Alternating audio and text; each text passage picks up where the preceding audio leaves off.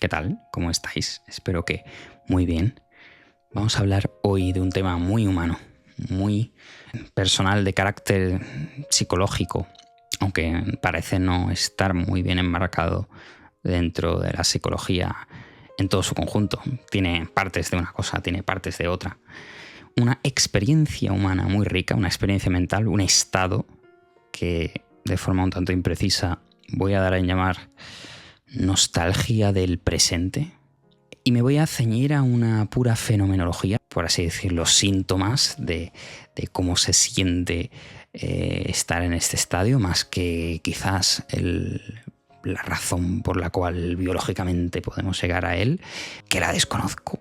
He estado informándome un poco sobre ello y, como digo, es una experiencia que parece tomar cosas de varios campos de la psicología y desde luego también de tradiciones espirituales, pero no se corresponde de forma directa quizás con ninguna de ellas, pero repito, me parece muy interesante comentároslo, además de porque aquí en La Vida al Temple tengo la intención de que aquello que sienta que como ser humano en un momento dado de mi vida me importa, va también a importar a otros seres humanos, y por tanto quiero compartiroslo en esta serie espontánea en la cual todo va a caber momentos de mucha ira y mucha crítica, como han sido quizás algunos de los últimos vídeos, y también van a caber otras emociones de tipo completamente diferente, como pueda ser la nostalgia del presente, que ahora vamos a ver. Y también lo hago porque así quizás me podáis ampliar un poco el foco, y agradecería enormemente que, si estáis a bien hacerlo, en los comentarios podáis pues comentarme, de nuevo valga la redundancia, esto es lo que tiene la oralidad. ¿Compartís la experiencia de la misma manera o de otras formas?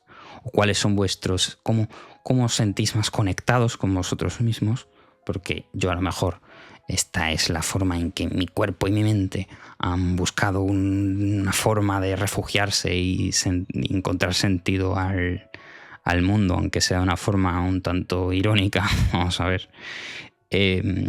Claro, la de cada persona será distinta. Yo tengo la teoría de que cada persona ha encontrado su manera, pero yo os voy a exponer ahora mismo la mía, y no por puro egocentrismo, espero, sino porque creo que es una experiencia humana muy interesante, muy rica, y que todos en algún sentido tendremos, pero quizás con una superficie distinta.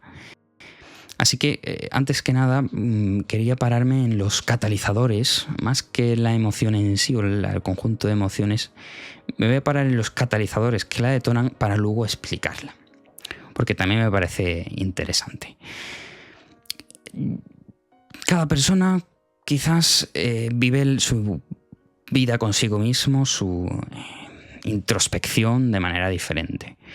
Y yo, desde muy chico, pues esa introspección la he ejercitado debido a circunstancias personales, supongo, a menudo en los viajes, podremos decir, o trayectorias, bueno, sí, ir de un lugar A un lugar B sin especiales estímulos, en un bus, en un tren, en una bicicleta, andando, dígase cualquiera de estas formas, en un coche, sin estar conduciendo yo, en ese caso, claro, cuando era chico, evidentemente, y en una circunstancia de travesía, como digo, de esas características, pueden reunirse unas condiciones necesarias que llegan a un cierto estado mental que va a ser el siguiente.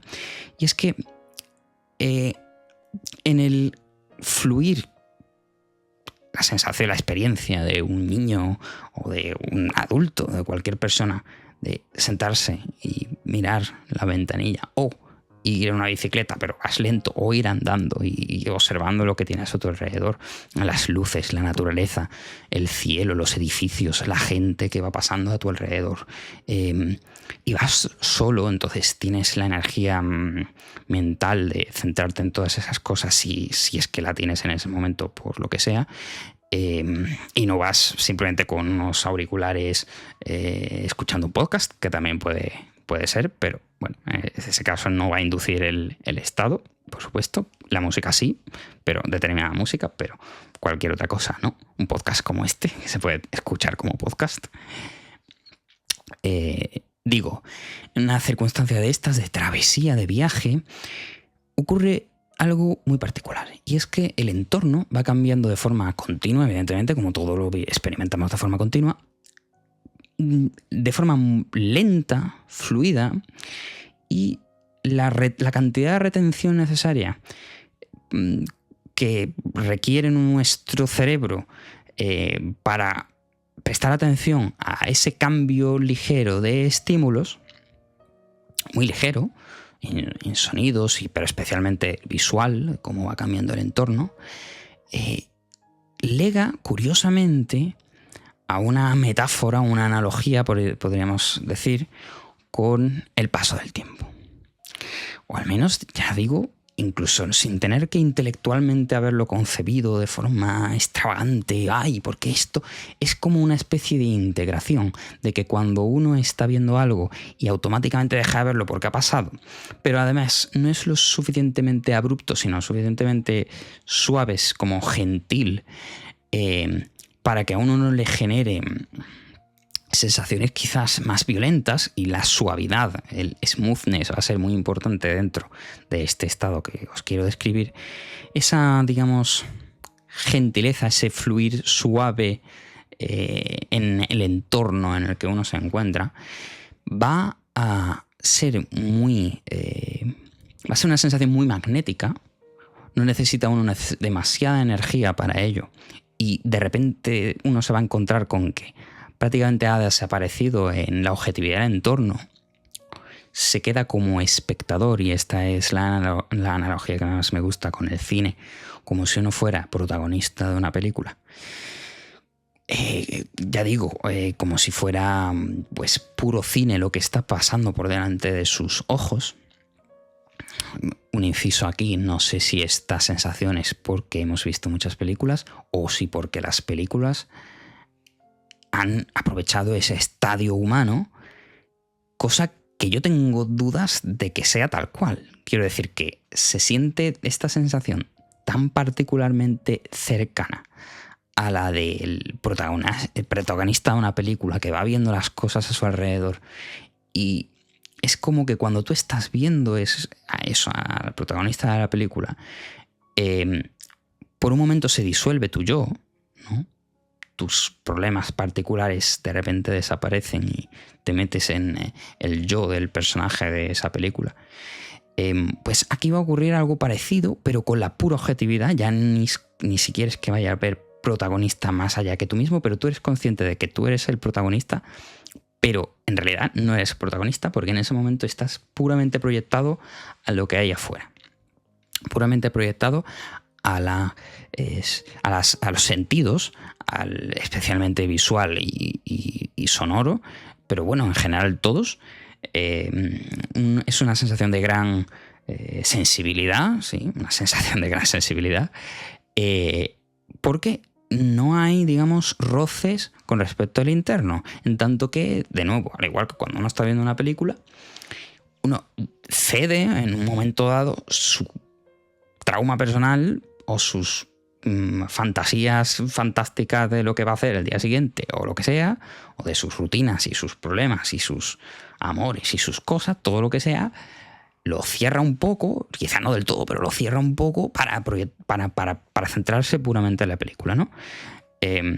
Y ahí pues en un vídeo anterior exploramos la tragedia, especialmente desde el punto de vista cinematográfico. Ahí entra, por supuesto, la identificación con el personaje trágico, por ejemplo, que hace que te olvides de ti mismo por un momento, te identificas plenamente con ese personaje y puedes simular su vida. Pero bueno, eso es parte de un vídeo anterior, por si os interesa, que se llama Adicción, Tragedia e Identidad, y es comentando una película. En todo caso, a lo que iba, ese es un carácter que tiene de como una especie de sensación cinematográfica de la existencia. Otra condición, como ya digo, es ese fluir que a lo mejor permiten pues esos viajes en tren, en avión también, sí, en avión también, viendo las nubes y esas cosas.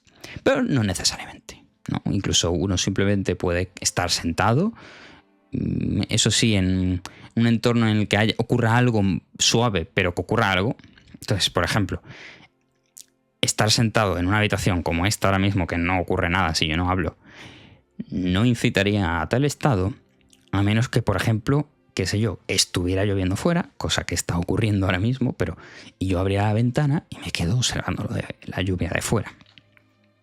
O, por ejemplo, yo estoy en un parque y aunque yo no me estoy moviendo, pero algo en el entorno está cambiando porque están cayendo las hojas, de repente viene este pajarito por aquí, el agua fluye, el agua es el mar puede ser un gran catalizador también de esta sensación. En general parece ser necesaria una forma de fluidez en el mundo. Ya digo, no, que tampoco tiene que evocar una gran sublimidad, no tiene que evocar sensación de que ser extraordinariamente sublime, como le gustaba a los románticos, hay una ola gigante. No, quizás simplemente el pequeño rozar del agua en un lago es más que suficiente para esto. No vamos a hablar tanto de una sensación de, ya digo, lo sublime del mundo, las fuerzas de la naturaleza. No es tanto eso como una intimidad de las cosas, una cercanía a las cosas que viene inducida por esa sencillez en el pasar de su tiempo. Y al final es como que uno proyecta en su mente, de forma un tanto inconsciente, el pasar de lo que tiene delante con el pasar de la propia vida. Esa es un poco la teoría y ahora vamos a la estricta fenomenología de lo que ocurre. Ya digo, creo que es esa analogía la que establece en algún sentido la mente y de la que se va a derivar todo lo demás. De la que se va a derivar la nostalgia del presente y de la que se va a derivar, que va a tener tiene un trasladado, por cierto, en la filosofía japonesa, pensamiento japonés o en la tradición japonesa, que tiene, que se llama, a ver, lo tengo por aquí, un mono, ¿cómo es? No conocía porque estaba investigando un poco antes para ver si esto, pues, tiene algún nombre un tanto más estudiado. Vamos a ver, se llama mono no aware, que se traduce a veces como el pathos o la ternura de las cosas, y se refiere a la conciencia de la impermanencia de todo, que a su vez provoca una tristeza suave o melancolía al saber que cada cosa bella pasará. Efectivamente, todo esto va a poseerlo como condición esta sensación. Y es que, por un lado, no se puede describir la sensación como especialmente alegre, especialmente festiva. No lo va a ser. Tampoco se va a poder calificar de triste en el sentido de cuando uno está rumiando por algo malo y está, aunque la tristeza quizás es distinta, pero no se siente como algo necesariamente negativo a uno mismo, sino que es una forma de tristeza en un entorno seguro, una especie de masoquismo seguro al que a veces se lega la tristeza, como lo puede hacer la música triste, por ejemplo. Que la música triste, quiera eso decir lo que quiera decir, pues va a ser otro catalizador extremo de esto, si uno está haciendo cualquiera de las cosas que os he dicho y tiene algún tipo de, además de la naturaleza, algún tipo de banda sonora de fondo de la película, por así decirlo, que tenga una cierta sinergia con este espíritu, y esa sinergia pues va a ir de la mano de una música medianamente melancólica, con un tempo relativamente lento. Cierta música clásica lo puede lograr más que ninguna otra, diría yo. Pero repito, y bella, tampoco se describiría como una tristeza en el sentido absoluto, sino como una tristeza subordinada a una sensación de satisfacción o calma. Un nudo en la garganta al que uno mismo regresa porque sabe que en algún sentido va a ser positivo para sí mismo. Y esa sensación, por ejemplo, va a tener una proyección con respecto al resto de personas que se encuentren en ese momento en el entorno que uno mismo está observando.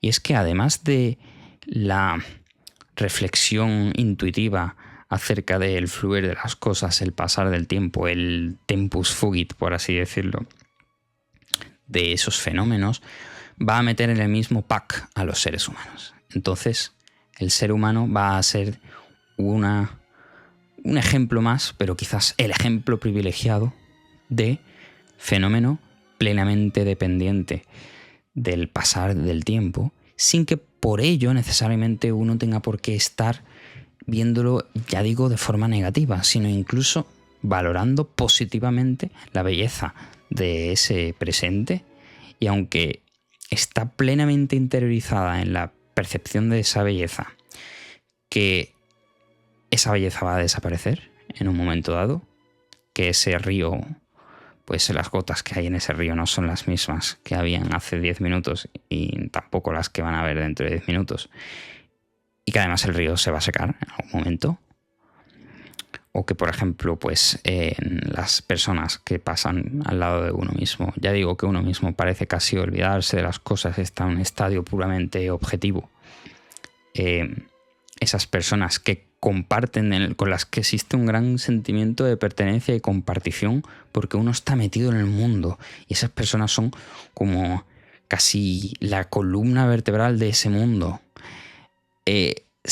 Va a sentir con respecto a esas personas de nuevo esa sensación de fluir temporal, pues pérdida de la juventud, pérdida de la belleza, pero no, de nuevo, no necesariamente como algo negativo, sino desde la pura aceptación y de que eso lo hace más valioso en el presente. Y que si no fuera por eso, su valor en el presente estaría completamente diluido y de hecho ni siquiera existiría. Y esto parece tener mucha sinergia, como digo, con ese sentimiento japonés del mono no aware. Por ejemplo, pues digamos el caso clásico sería con los cerezos en flor, ¿no? Los cerezos en flor, los contemplas y son muy hermosos, pero sin embargo, precisamente porque son muy hermosos, uno sabe que después de pocos días va a dejarse, y quizás no le parecería hermoso si ni siempre estuvieran en flor, precisamente. Pero bueno, independientemente de eso, porque ojalá pues la belleza se eternizara y estuviera siempre, pero ya digo que quizás le hiciera perder una cierta cantidad de valor, pero incluso aunque no le hiciera perder esa cantidad de valor, en la propia belleza viene inmerso el concepto de su destrucción. Y de nuevo, en la pura aceptación de este hecho, uno encuentra que emerge en este estadio que os quiero describir, emerge una conexión, una aceptación de lo real muy grande. Y entonces, a diferencia del resto de estadios vitales, en los que uno pues, puede estar muy centrado en un determinado plan, o uno puede estar muy jodido por algo que le ha pasado, o uno puede estar, en fin, siempre siente que en última instancia está gobernado por algo un tanto absurdo y ajeno, sinceramente. Y sin embargo, en este estadio ocurre algo muy extraño, y es que, aunque a diferencia del resto de estados, uno mismo aquí está como disuelto y por tanto no tiene objetivos claros, el objetivo es seguir, ya digo que es un estado muy magnético, es seguir en ese estado casi, no salir de ahí, de pura objetividad, de pura observación del mundo, contemplación extrema del mundo. A pesar de que no tiene objetivos personales, se percibe un sentido mayor que en cualquier otro. Incluso aunque ese sentido sea la pura pasividad del sujeto. No tengo que hacer nada, porque lo que es y ya está. Correcto. Fantástico. Que al fin y al cabo es, obviamente, lo que busca, bueno, iba a decir cualquier tradición espiritual. Tampoco voy a ser tan osado de decir que cualquier tradición espiritual en última instancia se basa en eso, porque además creo que no es cierto. Pero, por ejemplo, en el caso del budismo, a no ser que sea una gran mala interpretación la mía, en última instancia no es algo muy distinto esto de lo que se persigue. Claro que en el caso del budismo se lo persigue aunque esa palabra quizás no sería muy apropiada, pero bueno, aún así, si estamos en el término, se lo persigue siendo uno capaz de inducir ese estado en todo momento y no depender de catalizadores externos como los que he descrito, de esa cierta monotonía en la que uno presta su atención. Ellos lo hacen con la respiración. Como la respiración siempre está ahí, pues uno puede inducir ese estado meramente a partir de la respiración. Sin embargo, todas las sensaciones adicionales sí que las tienden a suprimir, exceptuando una, que es precisamente la de, que he dicho, gentileza con el mundo. Pero ya digo, cuando emergen las otras personas dentro de esa situación, uno tiene como una sensación, estoy usando mucho esa palabra, de compartición con toda la humanidad de algo que va mucho más allá de uno mismo y que es en sí mismo el sentido de la existencia y que le induce a, aunque no necesariamente haga nada en ese momento, no vas a ir a abrazar a la gente por el hecho de que estás en ese estado.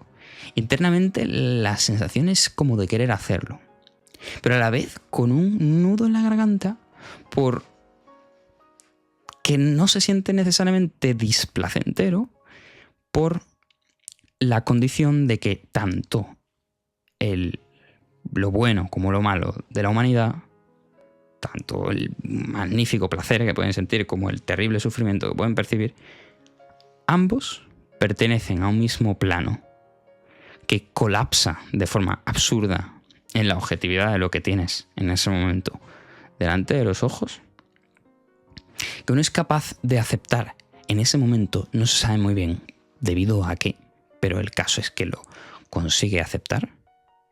Y en ese momento lo único que, como ya no tiene aspiraciones personales, lo único que quiere es que ojalá todos los demás seres humanos puedan también vivir en armonía en ese estadio. Todo esto puede parecer muy hippie, muy idealista, muy todo lo que uno quiera, y es verdad. Pero es una experiencia humana de gran conexión, muy rica, y yo creo que muy cercana a lo que sería una gran sensación de amor como la que intentan cultivar los budistas. Incluso diría, y por eso digo, insisto en que no es necesariamente una sensación negativa, en una guerra, una situación en general de extremo sufrimiento, hay estudios muy interesantes de cómo pues, personas que no han meditado, por ejemplo, si les pones unas circunstancias así, la tendencia de la mente es a evitarlo por todos los medios. En cambio, en el cerebro del que sí ha meditado, del que sí está acostumbrado a ejercitar el servicio, aunque sea mentalmente, aunque no pueda servirle realmente, pero mentalmente siente que se podría poner al servicio para ayudarle. Ya digo, una cosa es lo pasivo visto desde afuera y otra cosa es lo activo que realmente puede haber dentro, que es más de lo que parece. Pues incluso en una situación extrema de guerra o algo así, claro que evidentemente esto es simulado, en el caso de estos meditadores lo hacemos pues con imágenes, o sí, con imágenes y vídeos y demás, ¿no? Situaciones extremas, los pones delante de eso a gente que no ha desarrollado ese amor, digamos, compasivo, incondicional, desde el punto de vista del budismo, que es así como lo llaman, y una persona normal que simplemente siente empatía. Pues en el caso de ese budista empático, del budista que ha cultivado el amor, la sensación es de mucho más inclinarse a la otra persona, a ponerse en la situación de la otra persona, pero para ayudarle, no únicamente como joder que acabe su situación, por favor, no quiero seguir viendo esto, ojalá tampoco tenga que verlo esta persona, sino que es más proactivo mentalmente. Es muy complicado de explicar, pero esto, sin haberlo necesariamente ejercitado de forma proactiva, parece surgir en determinadas situaciones de, yo digo, comunión con la humanidad, como la que emerge, por eso digo, una empatía transversal, como la que emerge simplemente de un estado de fluidez, de flujo,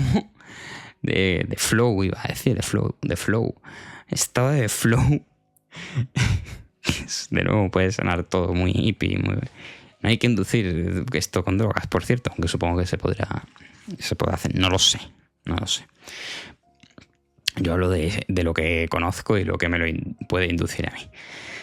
Entonces, ya digo que ahí tanto la realidad objetiva de afuera como la realidad que parece subjetiva del resto de personas colapsa en un mismo sentido absoluto que podríamos englobar bajo la categoría de simplemente existencia, de universo, de realidad.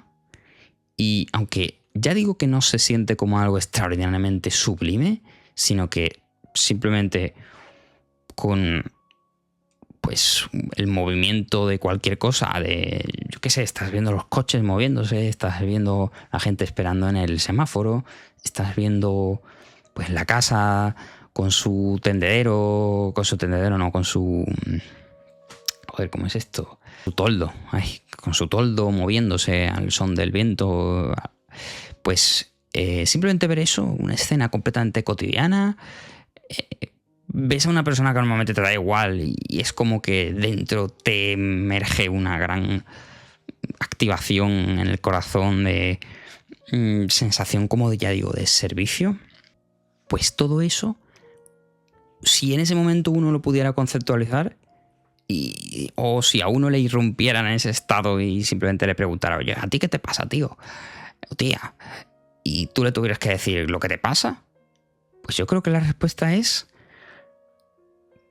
pues es la realidad, es la existencia, es este absurdo, el absurdo, además de una sensación tremenda de absurdo, pero de sentido en el absurdo, de aceptación extrema del sentido de lo absurdo. Es una posición en ese sentido irónica, pero no porque uno lo esté haciendo de forma irónica, sino que se vende por completo, sería ya metairónica, se vende por completo a la idea de que precisamente en lo absurdo se encuentra el mayor sentido posible y que la existencia en sí misma es ya no el conjunto de esas cosas, sino esa cosa, esa objetividad de lo que tienes alrededor en ese momento y cuyo fluir, además su desaparición en el instante de la que uno es consciente, galvanizada, ya digo, por esa pues condición del fluir, por ejemplo, en la travesía o catalizada por la lluvia o lo que sea, o por un sonido. También me vale el sonido de los coches moviéndose simplemente. Cualquier cosa así que sea monótona va a detonar ese estado potencialmente, no tiene por qué, pero puede detonar ese estadio. Y ya digo que lo caracteriza es una profunda unión de todo en el absurdo y en el sentido. Y lo conecta todo. Es muy interesante. Es muy interesante. No sé qué explicación. Por supuesto que, bueno, desde un punto de vista espiritual, pues yo creo que esto es muy explicable. Pero el sentido de autotrascendencia, que es otra cosa que caracteriza a esto, autotrascendencia, sinceramente, no. Desde un punto de vista estrictamente científico, ¿cómo coño se explica? No estoy diciendo que no se explique, digo que, joder, que si se está trabajando en eso, es que no tengo ni idea. Si hay aquí algún psicólogo que se dedica a estas cosas, que lo deje en los comentarios. No tengo ni idea. Me parecen muy interesantes estas sensaciones que combinan tantos matices que uno está casi llorando, pero llorando de alegría a la vez, pero no se sabe muy bien por qué. Y claro, se podría ver como una psicopatología, desde luego se podría ver como un problema mental también. Pero es cierto que es algo que no puede catalogarse como tal, porque acaso lo único que haga es precisamente hacer no solo más liviana tu vida, sino también tu relación con el resto de personas. Pongo el ejemplo de bueno, una persona, ¿no? He dicho antes lo de los cerezos en flor, ¿no? De los japoneses, pero a lo mejor a mí con lo que más me ocurre eso, muchísimo, esa reflexión combinada de la belleza y el paso del tiempo, la tengo profundamente integrada, pues es en la belleza de lo que posiblemente, aunque no es objetivo evidentemente, pero aún así más se puede identificar con belleza que todo lo demás, porque al fin y al cabo, vale, nos puede parecer bello una columna de Renacimiento y no bello por algún motivo un bloque de los años 70. Yo creo que hay mucha arbitrariedad que juega, pero en el rostro humano, o sea, de nuevo, también uno puede no ver tanta belleza en esos cerezos en flor, pero un rostro humano que a uno de verdad le parezca bello, eso es lo más potente que puede haber, ¿no? Y a mí, sinceramente, pues con lo que más me ocurre es, pues eso, con el rostro de una mujer bella o lo que sea, ¿no? En el caso de cada uno. Y claro, uno puede decir, joder, si en la belleza entonces pasa, más de una persona, lo que vas a ver es impermanencia extrema, el declive de esa belleza, joder, te estás amargando, tío. Te lo estás jodiendo. Y en ese sentido podría entrar dentro de una categoría pues no muy sana. Pero no lo creo, porque también te permite de nuevo valorar más. Ese momento presente, en un cierto sentido, va a ser lo que te permita al máximo carpe diem, pero no porque te entregues a un espíritu hedonista del momento, sino porque vas a valorar el momento presente en un esplendor que no tendría si no fuera precisamente por su condición de finitud extrema, instantánea, joder. Y la persona que tienes delante, o lo que sea, pero me parece más potente que cualquier otra cosa, con un rostro humano, una persona, al menos en su faceta de la belleza, la vas a valorar mucho más. Y eso va a generar una magia tremenda. Así que incluso, y por supuesto que la parte de sentir que el tiempo fluye y todos vamos perdiendo nuestra juventud, todos vamos perdiendo nuestra vida, pues une al resto de seres humanos en algo que, digamos, hace esa comunión más alcanzable, y uno, si acaso se encuentra en ese momento en un estadio, es en el de ayudar al resto de seres humanos porque están en la misma situación que uno, nos une por lo mismo, y a los animales, incluso a la naturaleza en sí. Ya digo, es un estado muy hippie, un estado de mucha conexión con todo, con la naturaleza, con la gente, pero es que es brutal. Es una disolución en el presente tremenda, con sensaciones de conexión hacia el resto de personas, que además es súper ecuánimo, que incluye a todas las personas, a todos los seres por igual. Si bien también es algo distante, porque uno sabe que no puede actuar de cualquier forma únicamente porque está en ese estado, evidentemente. Entonces, tú tienes esa sensación hacia todos los seres, incluso hacia gente totalmente malvada y asquerosa.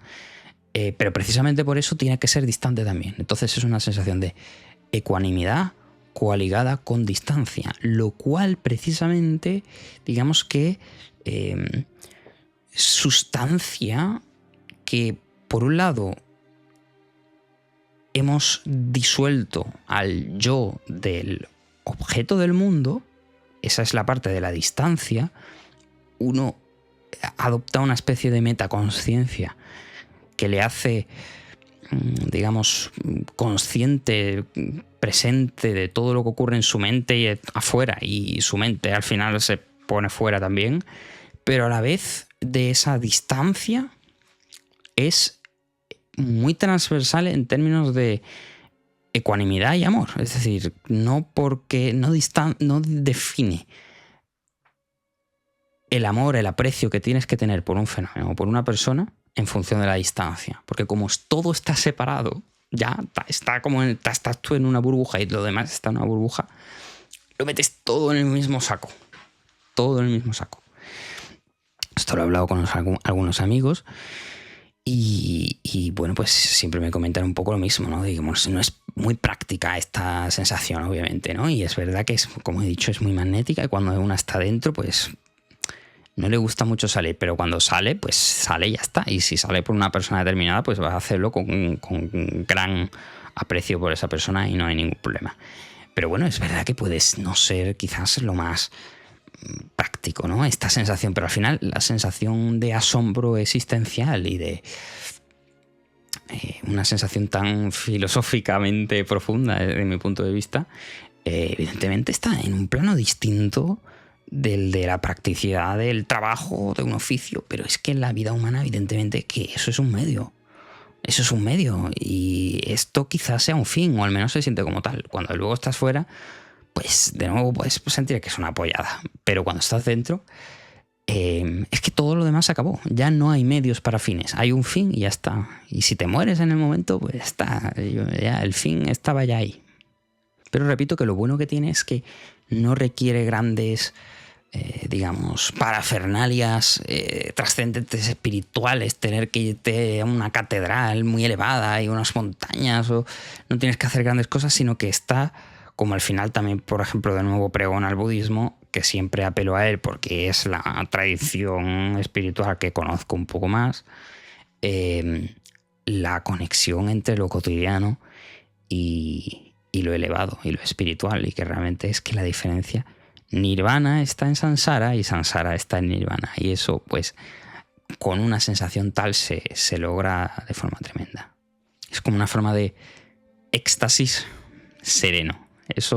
Todo eso en el sentido de autotrascendencia y en el sentido de empatía trascendental o trascendente incluso también, podríamos decir. Y en cuanto a lo de, ya digo, esa parte de nostalgia que al final es curiosamente con la que me quedo para describir este fenómeno, aunque no la he usado como palabra, como tal, sí que agarra muchas de las connotaciones que creo que tiene este estadio, nostalgia del presente.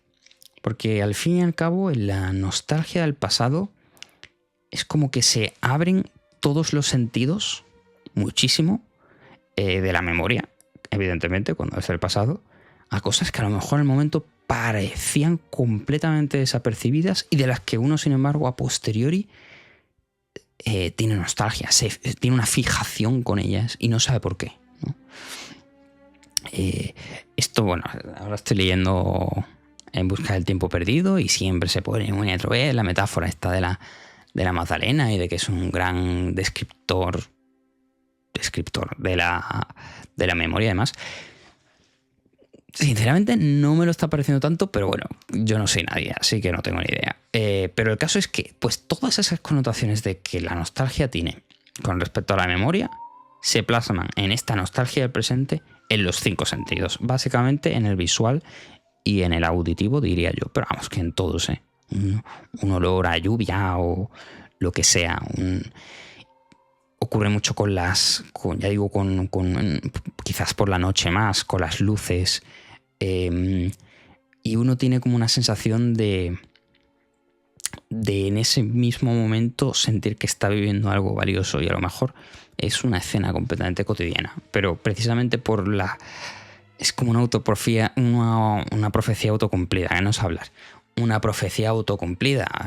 Yo estoy profetizando, no, lo de que no sé hablar, profetizando que esto va a ser un momento importante a posteriori. Yo tendré nostalgia de este momento y al final lo que hago es que me induzco mucha más nostalgia en el presente de esto que lo que en última instancia voy a tener después. Y claro, esta sensación pues quizás también se tiene, no en lo que os he dicho ahora de con esos mismos catalizadores de una travesía y esas cosas, sino que se puede tener pues también, yo creo que de forma más potente, pero no tendría esa serenidad, por así decirlo, aunque sí una parte de aceptación, pero quizás más aferrada y más de corte personal al final de las etapas. Entonces, no sé, al menos a mí me ocurre así tanto en el colegio, es decir, con 11 años, como en el instituto y me ocurría en la universidad y con muchas otras cosas. Pero pongo esos dos casos, por ejemplo. Joder, el último día es como... Es que ya no es que sea nostalgia por todo lo anterior, no, es que es nostalgia por el presente. ¿Cómo esto se va a acabar ya, en un minuto? Es como ver la muerte ahora mismo.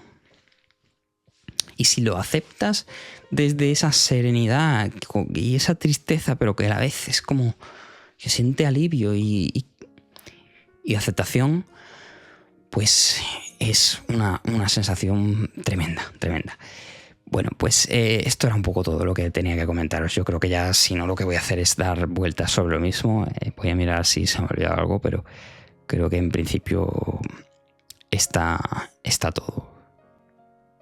Está todo. Así que nada, espero que... Bueno, vamos a hacer una serie de vídeos. Al final en este canal muchas veces voy por mis... Pues por lo que me va apeteciendo, ¿no? Y si tengo una etapa más de este estilo, pues lo voy a plasmar y está bien que así sea. Entonces vamos a hacer ahora, creo que un par de vídeos más sobre, en fin, experiencias que quizás todos los seres humanos compartimos sin que sepamos que todos los demás lo comparten, o que quizás lo tenemos de una determinada forma que pensamos que los otros también van a tener, pero que luego los otros resultan que no. Por ejemplo, como ya comenté también en un vídeo sobre la intimidad, porque este sentimiento es súper mega íntimo. Ya digo que en un cierto sentido se pierde la sensación del yo, entonces una parte de la intimidad se pierde, pero es que estás como inmediatamente afuera. O sea, estás en una burbuja, pero estás inmediatamente, estás en la barrera de contacto, ¿no? La frontera topológica de los dos conjuntos. Bien, pues a lo que iba, que se me ha dispersado.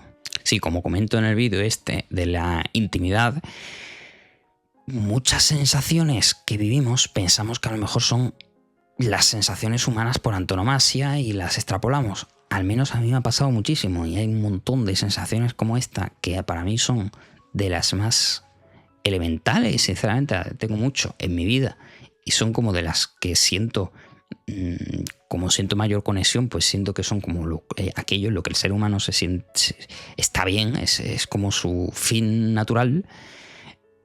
Pero claro, pues encuentro con que las personas pues tienen cada una su forma distinta de esa conexión con la realidad, y muchas veces no es esta ni de coña, y no se asemeja a nada. Entonces me interesa mucho también esa faceta de hasta qué punto no tenemos todos, parece, sensaciones muy distintas de la realidad, lo cual sería bastante curioso.